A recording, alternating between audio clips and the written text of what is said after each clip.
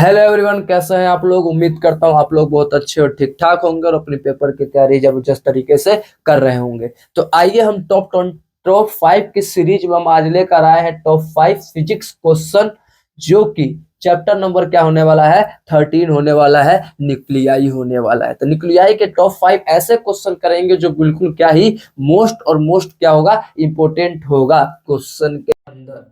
चलो भाई, तो हम स्टार्ट करते हैं। सबसे पहला question, so that the density of nucleus is independent of mass number, जो कि मोस्ट क्या है भाई, इंपोर्टेंट है, पेपर में जरूर आता है। तो भैया हमें पता है डेंसिटी क्या होता है, रो इक्वल टू में क्या होता है, मास अपॉन में वॉल्यूम होता है। ठीक है, और ये मास ऑफ क्या होता है, न्यूक्लियस होता है, मास ऑफ न्यूक्लियस होता है, न्यूक्लियस होता है, और ये वॉल्यूम ऑफ न्यूक्लियस होता है। ठीक है सर, न्यूक्लियस होता है। ठीक है सर, यानी रो इक्वल टू में मास ऑफ न्यूक्लियस क्या होता है, मास इनटू उसका एटॉमिक नंबर, अपॉन में वॉल्यूम क्या होता है 4/3, तो 3 कहा जाएगा ऊपर, पाई आर क्यूब होता है। ठीक है, तो यानी आर रो इक्वल टू में 3 ma अपॉन में क्या हो जाएगा 4 पाई, और इस आर की जगह में फॉर्मूला क्या होता है, R0 A⁴ होता है। ठीक है, क्यूब रूट होता है का क्या हो जाएगा, क्यूब हो जाएगा। पता है कि R इक्वल टू में क्या होता है, R0 एम्पेरिकल कांस्टेंट और A⁴ होता है। तो ये चीज यहाँ पर हम डाल देंगे, यानी रो इक्वल टू में 3 ma अपॉन में 4 पाई, और ये क्या हो जाएगा R0 का क्यूब, और ये क्या आ जाएगा ए से क्या हो जाएगा, कैंसल आउट, यानी रो इक्वल टू में 3m अपॉन में 4 पाई R0 क्यूब। यानी देखा जा रहा है साफ साफ कि 3 कांस्टेंट, m कांस्टेंट, और ये 4 कांस्टेंट, पाई कांस्टेंट, और R0 क्यूब भी क्या है, कांस्टेंट है। यहाँ पे कोई भी टर्म ऐसा नहीं बचा जो के ऊपर क्या हो जाए, इंडिपेंडेंट हो जाए। तो इसका ग्राफ कैसा बनता है भैया, इसका रो और मास नंबर ए के बीच में बिल्कुल ऐसा बनता है, कांस्टेंट होता है, इंडिपेंडेंट नहीं होता है, इंडिपेंडेंट होता है। ठीक है सर, पहला क्वेश्चन हो चुका। अब आते हैं अपने दूसरे क्वेश्चन के। Draw the plot of the binding energy per nucleus as the function of mass number for different nuclei the lie in the middle portion. अच्छा, हमें ड्रॉ करना है, तो ये हो गया भैया हमारा ऐसे, ये बाइंडिंग एनर्जी क्या है पर न्यूक्लियस ड्रॉ कर रहा हूं, और यहाँ पे क्या कर रहा हूं, atomic number atomic number draw कर रहा हूं।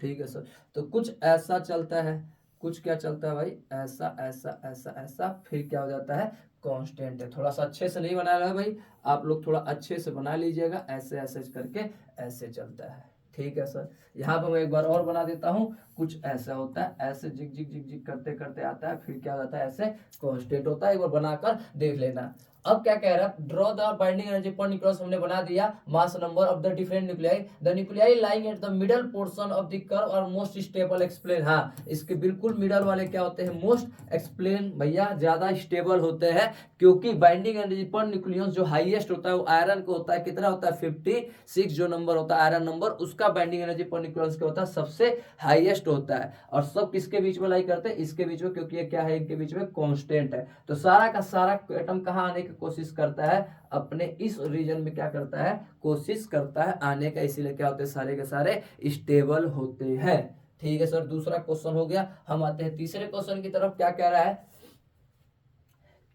if both the number of protons and neutron in the nuclear reaction is conserved in what the way mass converted energy। अच्छा भैया, मास कैसे एनर्जी के अंदर क्या करता है, कन्वर्ट करता है। और यही आइंस्टाइन बाबा ने हमें बताया था कि जब भी मास क्या होता है, टूटता है, तो एनर्जी में क्या हो जाता है, वो हो जाता है। हो सकते हैं क्या है, a certain number of neutron and proton are brought together in the form of nucleus, certain charge and mass energy इतना विल बी रिलीज। हाँ, बात सही कह रहा है। जब प्रोटॉन और न्यूट्रॉन आपस में, प्रोटॉन और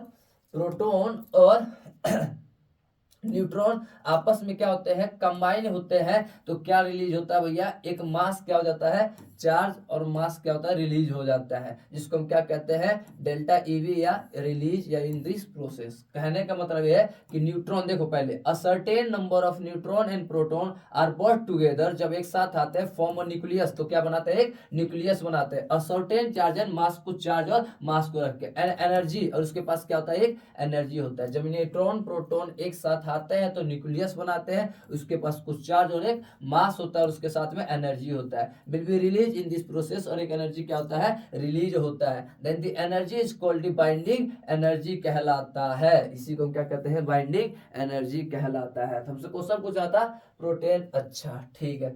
अच्छा, अब ये ब्रेक भी होता है तब भी क्या होता है, इनमें से एक एनर्जी क्या होता है, रिलीज होता है। जो कुछ मास होते हैं वो क्या हो जाता है, डिस्प्यूट हो जाता है, किसके अंदर, एनर्जी के अंदर क्या हो जाता है, डिस्प्यूट होता है। यही आइंस्टाइन मास एनर्जी रिलेशन का इक्विवेलेंस होता है। ठीक है सर, तो ये भी हो गया। और एक एग्जाम्पल दिया हुआ कि यूरेनियम ले लो, ये जब इसके ऊपर न्यूट्रॉन का बम्बार्डमेंट कराया तो दो हिस्सों में क्या हो गया, टूट गया, मास दो हिस्सों में टूट गया और कुछ क्या हो गया, एनर्जी भी रिलीज हो गया। तो हमने ये भी बताया कि जब कंबाइन हो रहा है तब भी एनर्जी क्या हो रहा है, रिलीज हो रहा है, और जब टूट रहा है तब भी एनर्जी क्या हो रहा है, रिलीज हो रहा है। तो यहाँ पे कुछ एग्जांपल से क्या कर दिया गया है, बता दिया गया है। तो प्लीज एक बार नोट डाउन कर लो, फिर हम आगे बढ़ते हैं। चलिए भाई, अब हम आगे बढ़ते हैं क्वेश्चन नंबर 4 की तरफ। Draw the plot of potential energy of the nucleus is the function of their separation. अच्छा, तो ऐसे बनाना है भैया, ये आर हो गया और इसकी पोटेंशियल एनर्जी हो गया, तो ये कुछ ऐसा ड्रॉ होता है।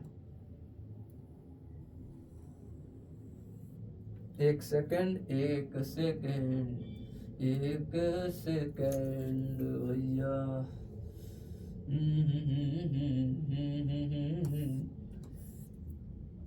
चलो भाई, हो गया। यहाँ पर सबसे क्या होता है, ज्यादा होता है 0.8 फर्मी होता है, यहाँ पे फर्मी होता है।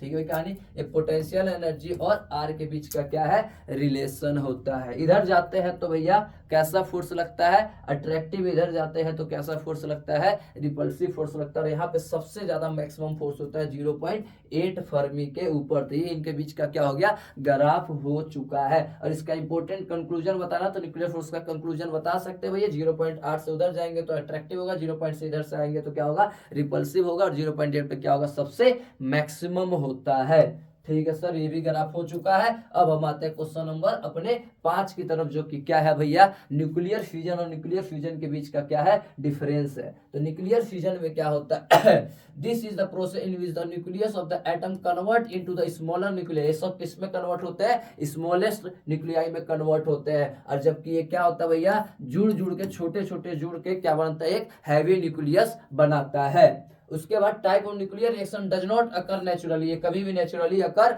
नहीं होता है। और ये क्या होता है, नेचुरली अकर पाया जाता है, जो कहाँ पे होता है, सन में, और हम करवाते हैं। Working principle on the atomic bomb, इससे हम क्या बना सकते हैं, बम बना सकते हैं। इससे हम क्या बना सकते हैं, हाइड्रोजन बम बना सकते हैं। द रिलीज ऑफ एनर्जी, भैया इसके अंदर भी एनर्जी का रिलीज होता है और इसके अंदर भी एनर्जी क्या होता है, रिलीज होता है। ठीक है, ये जनरेशन भाई इलेक्ट्रिसिटी के लिए किया जाता है और ये भी जनरेशन ऑफ इलेक्ट्रिसिटी कर सकते हैं। और इसके अंदर भैया क्या होता है, न्यूक्लियर रिएक्टर में हम क्या यूज करते हैं, यूरेनियम का यूज करते हैं। और इसमें न्यूक्लियर फ्यूजन में क्या यूज करते हैं भैया, ड्यूटेरियम टाइटेनियम फ्यूल का यूज करते हैं। तो ये हमारा हो गया न्यूक्लियर फ्यूजन और न्यूक्लियर फ्यूजन का। बाकी डिटेल में और भी वीडियो देखने के लिए प्लीज मेरे चैनल को लाइक और सब्सक्राइब जरूर कीजिएगा।